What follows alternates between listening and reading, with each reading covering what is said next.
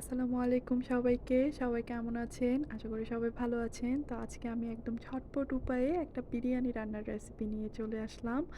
কিভাবে একদম ঝটপট বিরিয়ানি রান্না করা যায় চলুন দেখে নিই। এখানে আমি প্রয়োজনীয় জিনিসপত্র নিয়েছি। তারপর প্যানে সরিষার তেল দিয়ে দিয়েছি। সরিষার তেল দিয়ে এখানে গোটা গরম মসলা দিয়ে, পেঁয়াজ দিয়ে ভালো করে ভেজে নিচ্ছি। তারপর একটু ভেজে নেওয়ার পরে আমি এখানে কিছু কেটে রাখা চিকেন দিয়ে দিচ্ছি।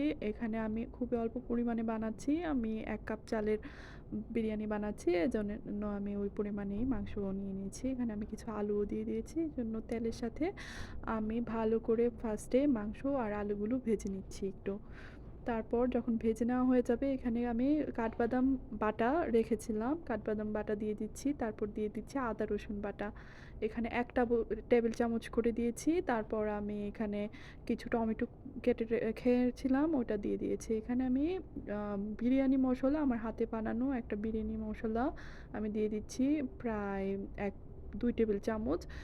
আমি শুধু এই মসলাটাই ইউজ করছি এখানে, আর কিছু লাগবে না। তারপর আমি একটু টমেটো সস দিয়ে দিলাম। তারপর দিয়ে দিচ্ছি অল্প একটু লেবু চিপে। তারপর আমি এখানে দিয়ে দিচ্ছি কয়েকটা কিশমিশ। তারপর ধুয়ে রাখা চাল পানি ঝরিয়ে এনে রেখেছিলাম। এই পানি ঝরানো চালটা দিয়ে ভালো করে ভেজে নিয়েছি ফার্স্টে। তারপর এখানে আমি গরম পানি ইউজ করেছি। আমি গরম পানি দেওয়ার পরে আমি একটু গুঁড়া দুধ গুলিয়ে নিয়েছিলাম পানি দিয়ে, ওইটাও দিয়ে দিলাম সাথে। তারপর রান্নাটা করে নিচ্ছি। এখানে আমি কিছু গাজর কুচি করে দিয়ে দিয়েছি। আমার কাছে বিরিয়ানি, পোলাও এগুলোতে একটু গাজর কুচি দিতে ভালো লাগে। আপনারা স্কিপ করতে পারেন। তারপর আমি কিছু কাঁচামরিচ দিয়েছি। কাঁচামরিচ দিয়ে রান্না করে নিয়েছি। এখানে যখন একটু হয়ে এসেছে তখন আমি চুলাটা একদম কমিয়ে দিয়ে তারপর ভালোভাবে রান্না করে এই যে আমি সার্ভ করে নিয়েছি। ভালো লাগলে আমার পেজটা ফলো করবেন। আল্লাহ হাফেজ।